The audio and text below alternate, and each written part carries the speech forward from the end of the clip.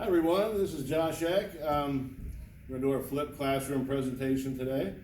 It'll be a short video on how we've been using our flipped classroom in real life. You can see on the board behind me we are doing a unit for SEL, social emotional learning on coping skills. Start every unit, every day out with our things to remember. Our feelings and behaviors are under our control. Ability to cope is a skill and needs practice to master. It won't happen in one day.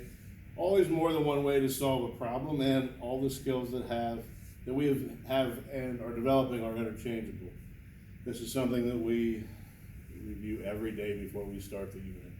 What I do is I give the kids, for a flip, they have their own packets here. They're out of a workbook, but they tend to get trashed or kids will work ahead. So we do one at a time, one skill. And how I do this, I'll give them the topic and the assignment the day before. So for today, this is what they worked on last night and even a little bit on Wednesday. So the topic would be deal with your feelings.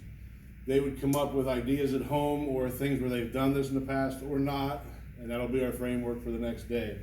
Identify how or what you're feeling, find somebody to help you control those feelings. They were the two main takeaways from that unit. So we save them, we kind of go back over those each day, but as we're looking forward, how to adjust your attitude and discover your choices, they all build on each other. And again, we try to come up with 2 or 3 takeaways from each one of the units.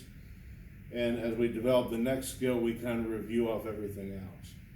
How I do it as a flipped lesson is this is where we're at now. I will give those guys the topic. So Wednesday night, like I said, give yourself a break. These are what they came in with yesterday. Before we do any of the reading or anything, they're there. So I'll kind of give you a little rundown of what today's lesson would have looked like as a flipped classroom. So how did we do from our assignment last night? The kids told me this morning, try to figure out why they're so tired, irritated, why they needed a break. We went through all the common causes of that.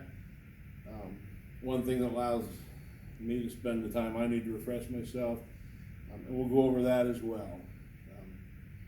Again, before we actually do any of the work, we are reviewing the stuff that's going to be brought up today.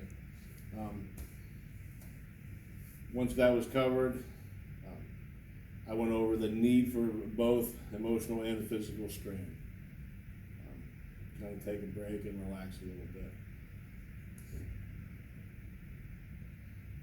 Are we looking for time? You're at 3 minutes. Oh, okay. We got plenty of time. This is Tori, my classroom helper, and all right. So we'll go over a little bit of how I would do this, or how I do this every day. So I pass one of the handouts out to each one of the students in my room, and as I go through there won't be any real confusion because it's very straightforward. The questions we're looking at today are what we were talking about yesterday and what would be presented in our readings today. So they've seen this several times. Our objective today, help children actively think about actual ways to take a break. And now it would be time to read our first prompt of the day. They're social stories typically, and I'll go over one with you right now. Jeremy had 4 tests to take during the last week of school: science, math, English, and social studies. He's planning to study all day Sunday, so he got up early, opened his books, but by 10 o'clock he only had 2 hours and was starting to fidget. His back hurt, his eyes were burning a little, and he was getting frustrated. Harder and harder to understand what he was reading and just not making progress.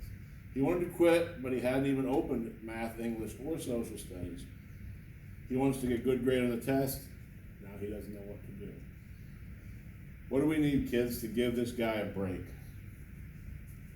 This is where we would go through that. Each kid would have an example of what they think from our homework last night or our discussions yesterday. And even why he needs a break. The second question is suggest ways that he can take a break. And we'll go through that for as long as it takes. Every student gets one turn and then we'll relate. And with the fifth graders, we decide on which one would be the best skill. Each one of our packets for the SEL, you can see here, discover choices, adjust your attitude, dealing with your feelings, are all building upon each other. So they're developing more and more skills each day, and each lesson gets a little bit more complicated as it gets easier for them. Kind of a backwards model, but it seems to work well, and I've been doing this. This is our 5th week now since we started the course and learned what a flipped classroom looked like. So it's kind of what I do and how I do it. Thanks for stopping in. Thank you, Ms. Torrey.